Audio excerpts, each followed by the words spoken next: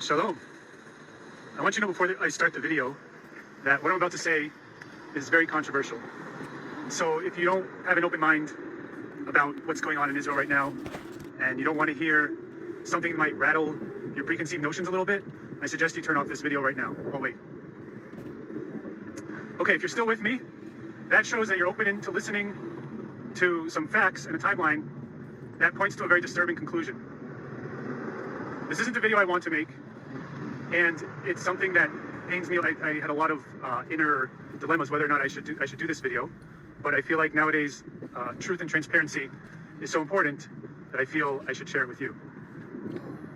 So we're all trying to make sense of what happened on October 7th, which is Shmini Atzeret. Some call it Simchat Torah, when we all know Gazans came in and basically slaughtered 1,000 Israelis and kidnapped a bunch, all in a matter of about 7 hours. So what I want to do is reverse engineer this thing a little bit to kind of help you understand why I believe that this was an inside job. First of all, we'll start with September 1st. By the way, everything I'm about to say will be backed up with actual links to news articles or video footage. And if you want any of my sources, I'm happy to give them. September 1st, the Israeli government confiscated the weapons of the security teams in the Gaza Belt communities. This was done against the will of those security teams in the Gaza Belt communities. Why that happened, nobody knows. Fast forward to September 10th. On September 10th, the Moatzah, which is basically the municipalities of the Gaza Belt communities, received reports, these are civilians, received reports of increased tensions on the border of Gaza during the Jewish holidays, which of course span from Rosh Hashanah, Yom Kippur, and Shmini Atzeret, which was on Saturday. Those same heads of municipalities asked the army if they should cancel their festivities in light of the warnings of increased tensions on the border of Gaza. And what did the army say? They said, no, don't cancel anything. It appears as though we're heading into a state of calm. By the way, all links I will share as soon as I have a chance to comment on this. Now, you can assume that the Shabak did not know about this attack, but that's highly improbable. I mean, Israel is probably the most advanced surveillance state in the world, and the Gaza border is probably the most heavily surveilled. And the Shabak, who somehow knew about a guy who had Corona in a toy store and tracked him all the way to a soccer stadium during the days of Corona, somehow didn't know about this massive attack planned by thousands of random Gazans on pickup trucks and hang gliders. Are you serious? Are you really that stupid? Do you really believe that? Because if you do, I have a bridge to sell you. Anyways, so then there's the theory that they're called the Nibur Tatzpitanot, which is basically the command and control center. These are the people, mostly females, who's tasked with observing the Gaza border fence.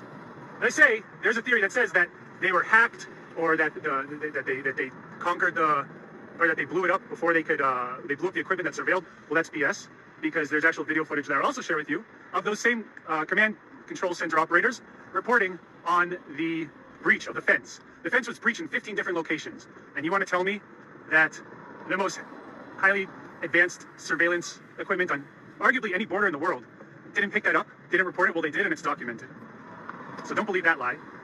Now, once thousands of Gazans on pickup trucks and hang gliders invaded Israel, which apparently nobody knew about, right? Okay, you believe that? Which apparently no one knew about.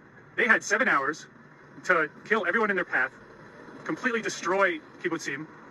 Not only that, take hostages back to Gaza, unscathed, unopposed. Now, there are people who say, well, a bunch of battalions were moved from Gaza over to Judea and Samaria. First of all, that's BS. Second of all, okay, so what if they did?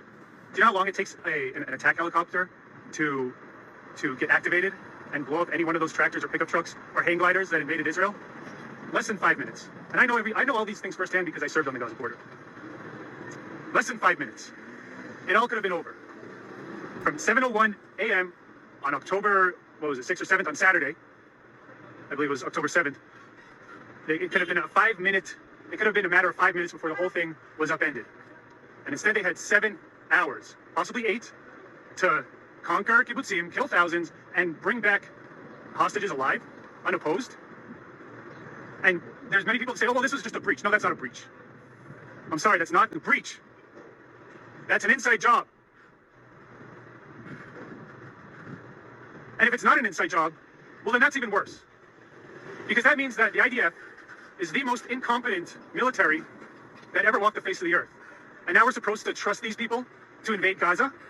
They're calling up thousands of reservists to invade Gaza under the command of a military that A, didn't see this coming, and B, is too incompetent to react to a bunch of pickup trucks with AK-47s invading Israel?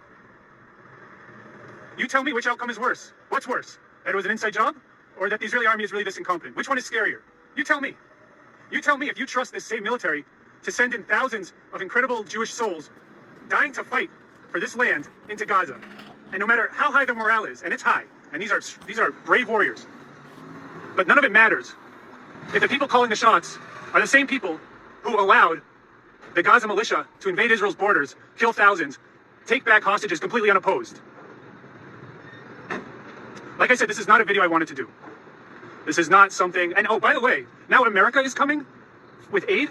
Do you really think Israel needs American aid to fight Gaza? Gaza. Their most elite force, their air force is hang gliders, and their ground troops are pickup trucks. They don't even have a tank. And we need American aid Israel needs American aid to fight them? Are you being serious? You don't think that there's anything fishy going on here?